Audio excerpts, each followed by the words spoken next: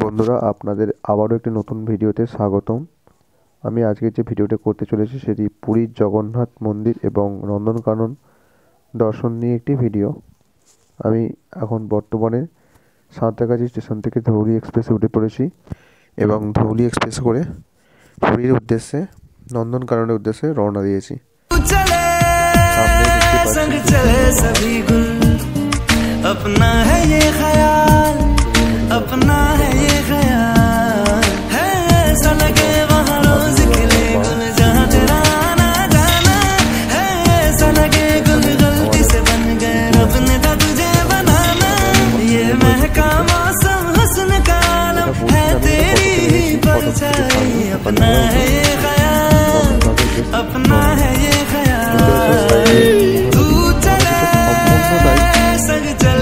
বালি জল নেই, খুব অল্প জল আছে, একটু আধটু জল আছে।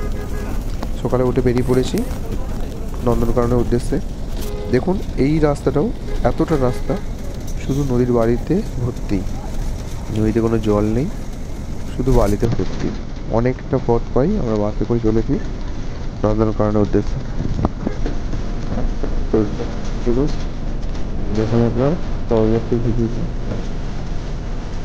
কীভাবে আমরা পৌঁছাচ্ছি পরবর্তী যেটা আমরা দেখাচ্ছি এবং সেখানে যে কত জীবজন্তু নন্দনকানন আমরা দেখলাম সেটি আপনাদের দেখাতে চলেছি।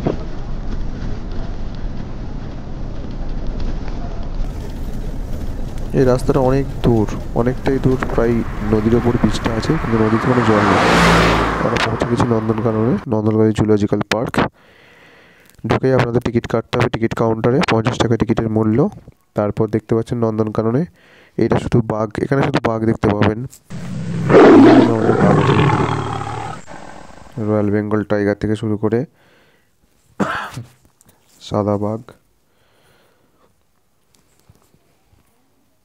দেখতে পাচ্ছেন।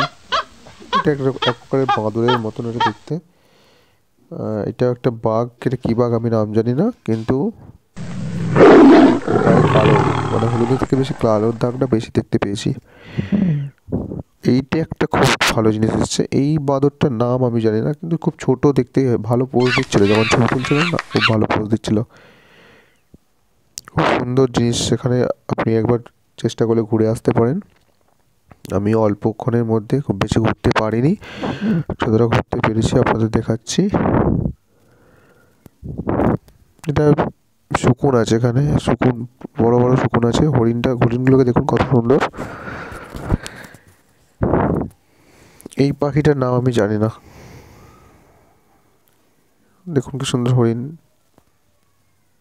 বাঁদর আছে, অনেক বাঁদর দেখেছি। সব কিছু ছবি তুলতে পারিনি, ফোনের মধ্যে সব কিছু ছবি তুলতে পারিনি, সময় পাইনি। যতগুলো পেরেছি আমি তুলেছি। আমার এই ভিডিওটা আপনাদের মাধ্যমে সেটা দেখাচ্ছি, তুলে ধরছি আপনাদের সামনে। দেখুন কি সুন্দর ময়ূরটা এমন জায়গাতে আছে, ভেতরে ছবি তোলা আছে না। একটা কালো রাজহাঁস দেখেছি আমি আগে, সাদা দেখেছি, কিন্তু নন্দনকাননে গিয়ে দেখলাম এই কালো, এই প্রকার রাজহাঁস। আপনারা যদি দেখে থাকেন তো জানাবেন। এটি এক প্রকার বক। এখানে অনেক সাপ ছিল, আমি বেশি সাপের ছবি তুলতে পারিনি। এই কুমিরটা খুব বড় ছিল, খুব বড় কুমির।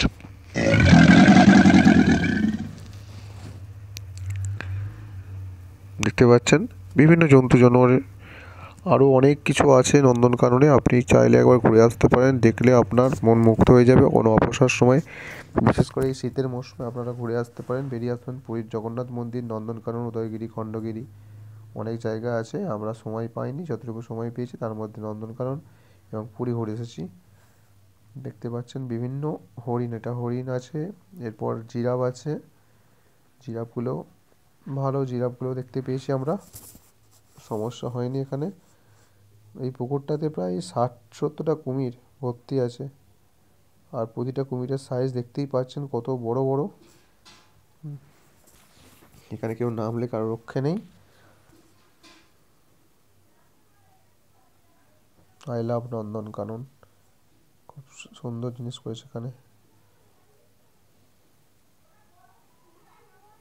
দেখতে পাচ্ছেন পুকুরের ওপরে, সব শীতের সময় তো জলে ওরা নেই, আড়াই বসে রোদ পোহাচ্ছে। জিরাফ অনেকগুলো ছিল, একটা বড় জিরাফ ছিল, তার সাথে বাচ্চা জিরাফও ছিল। দুটো বাচ্চা জিরাফ ছিল, দেখতে পাচ্ছেন দুটো বাচ্চা জিরাফ।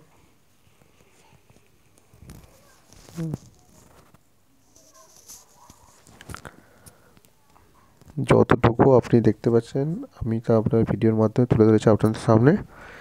দেখুন, আপনারা উপভোগ করুন।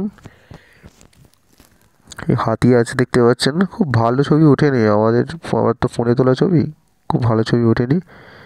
চেষ্টা করছি পরের বারে কোথাও গেলে আমার ডিএসএলআরটা নিয়ে যাবো, সেখানে গিয়ে ছবি তুলে আপনাদের সামনে তুলে ধরবো। বাঘ দেখতে পাচ্ছেন,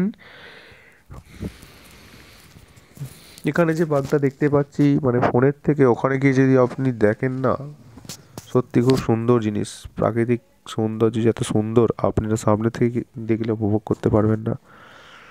দেখতে পাচ্ছেন কত সুন্দর সব।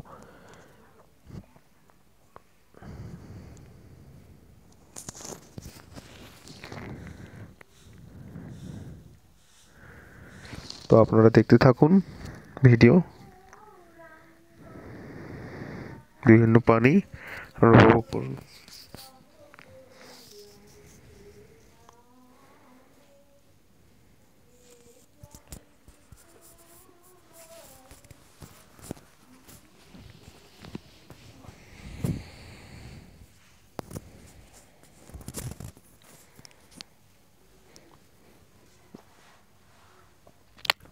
এই জায়গাটা দেখতে পাচ্ছেন, সমস্ত প্রাণী এরা মৃত, অনেকদিন আগে এরা মারা গেছে।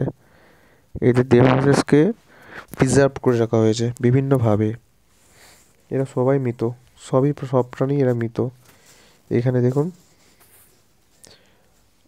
জেব্রার বাচ্চাকে কীভাবে মৃত বাচ্চাকে প্রিজার্ভ করে রাখা হয়েছে, র্যাটের বাচ্চাকে প্রিজার্ভ করে রাখা হয়েছে এই বোয়ামের মধ্যে, শিয়ালের বাচ্চা, মাংকি, টাইগারের বাচ্চা, মানে বাঘের যে বাচ্চা হয় না, বাবুনের বেবি, সমস্ত কিছুকে প্রিজার্ভ করে রাখা হয়েছে। এখানে প্যাঙ্গোলিন বেবি প্রিজার্ভ করে রাখা হয়েছে, হাতির এলিফ্যান্ট বেবিকে প্রিজার্ভ করে রাখা হয়েছে। এখানে সমস্ত কিছু দেখতে পাচ্ছেন, এরা সবাই মৃত, অনেক দিন আগে এরা মারা গেছে। অনেকের তো দেহবশেষ হাড়টার, এই দেখুন কাঁকড়াগুলোর পাগুলো এরা হচ্ছে সিমেন্ট থেকে তৈরি করে দিয়েছে, এগুলো অনেক দিন আগে হয়ে গেছে। হাড় বলে কিছুই নেই এগুলোর। এটা সম্ভবত দেখুন, এটা সামুদ্রিক বিভিন্ন প্রাণীর বিভিন্ন ছবি, মানে আমি ছবির মাধ্যমে অনেক সময় তুলে ধরছি, সমস্ত কিছু ভিডিও করা সম্ভব হয়নি। দেখতে পাচ্ছেন ট্যাঙ্কের মধ্যে অ্যাঞ্জেল ফিশ আছে, তারপরে আরও দেখতে পাবেন বিভিন্ন ধরনের মাছ। তো একটা অ্যাকোরিয়াম ছিল, অ্যাকোরিয়ামের মধ্যে বিভিন্ন ধরনের প্রাণী আছে, মাছ আছে, সামুদ্রিক যে সমস্ত মাছগুলি হয় সমস্ত মাছগুলিকে সব প্রিজার্ভ করে রাখা হয়েছে এখানে দেখতে পাচ্ছেন। আবারও চলে গেছিলাম ওখান থেকে, এই দিকটা বাঘ দেখতে বাকি ছিল আমাদের, আবারও দেখতে চলে গেছিলাম। তো বাঘ দেখছি, এটা হচ্ছে উট পাখি। তো সমস্ত ছবি ভালো করে তুলতে পারিনি, তার জন্য আপনাদের কাছে ক্ষমা প্রার্থী, আপনারা ক্ষমা করবেন। আমি যতটুকু পেরেছি আমার এই ছোট্ট ফোনের মধ্যে ক্যাপচার করে আপনাদের দেখাচ্ছি। আপনাদের কাছে অনুরোধ, যদি ভিডিওগুলো ভালো লাগে দয়া করে সাবস্ক্রাইব করবেন চ্যানেলটিকে এবং আমার পাশে থাকবেন, বেল আইকনটা বাজিয়ে দেবেন। এই ধরনের ভিডিও আমি নিত্য নতুন দিয়ে থাকি।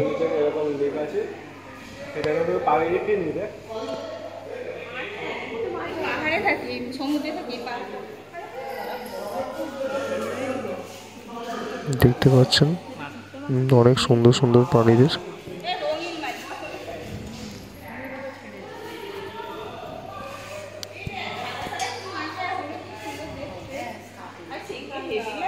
ওগুলো ঘরের মাছ।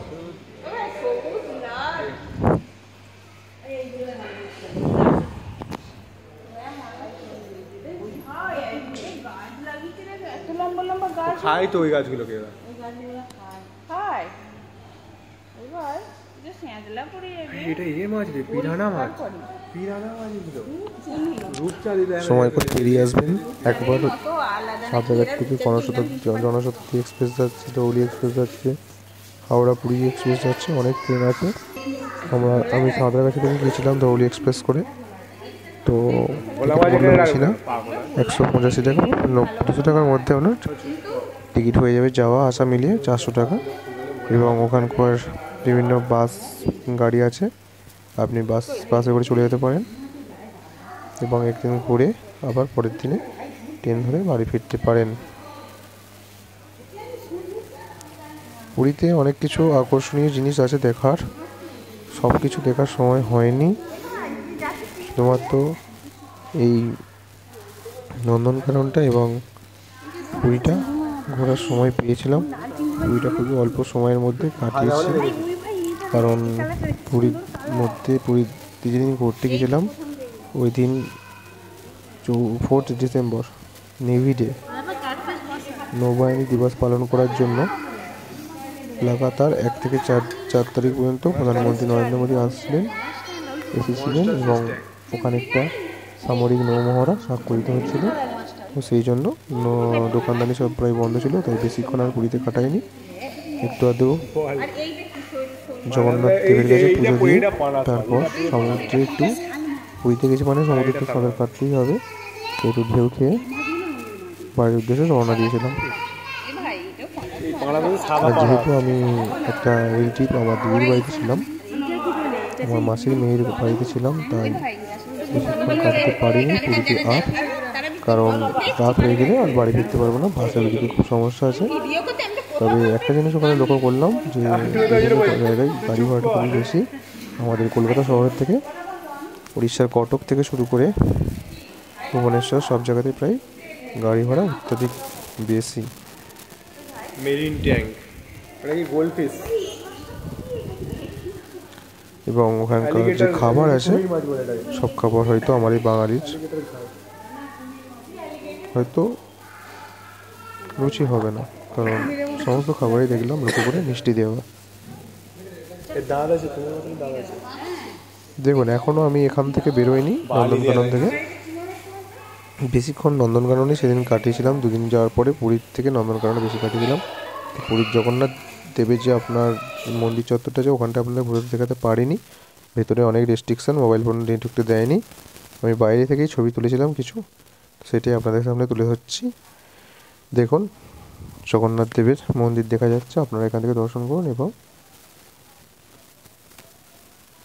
পরবর্তী ভিডিওর জন্য অপেক্ষা করুন। আমি আবারও কোনো আকর্ষণীয় ভিডিও নিয়ে আপনাদের কাছে হাজির হব। ততক্ষণ সুস্থ থাকবেন, ভালো থাকবেন এবং ভিডিওটা লাইভ সাবস্ক্রাইব